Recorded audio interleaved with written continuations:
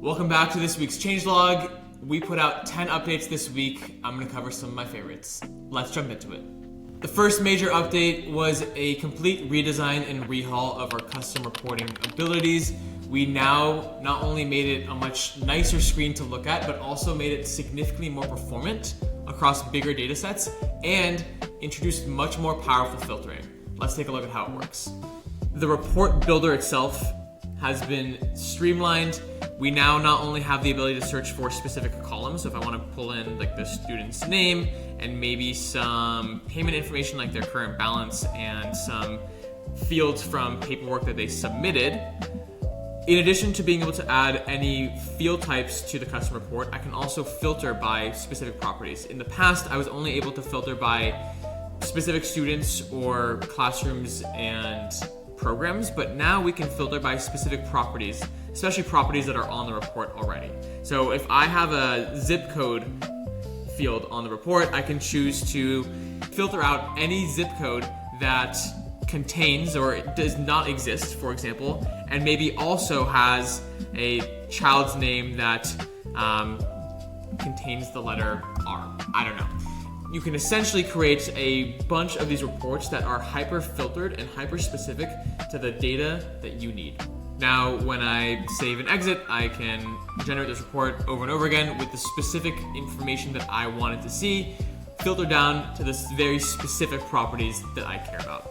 The next big update for this week is a new trigger on the CRM that automatically fires when an email bounces. We hear all the time from directors how often they might get a typo in an email from a family that submits a form, or sometimes it just happens and emails will bounce, and what we don't want happening is that lead then going untouched for days on end or weeks on end or for forever. So Playground introduced a new trigger that automatically fires when an email bounces.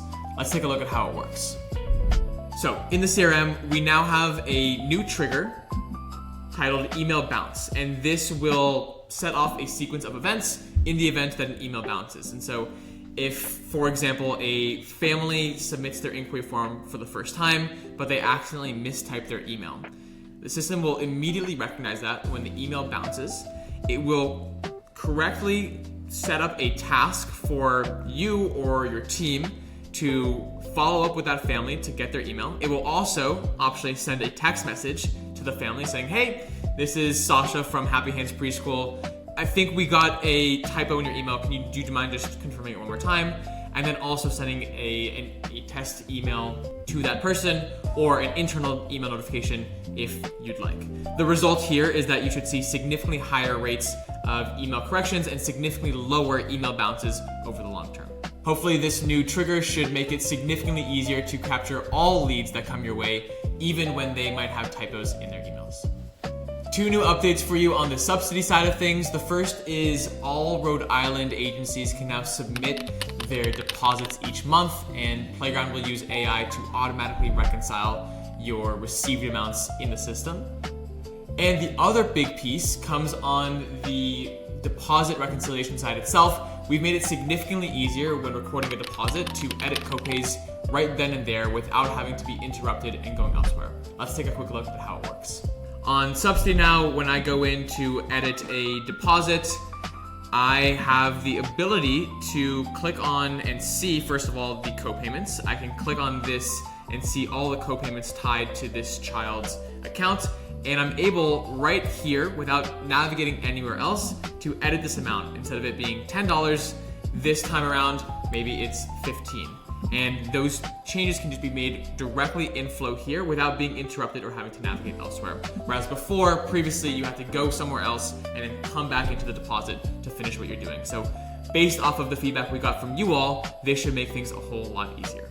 Another highly requested feature is finally here.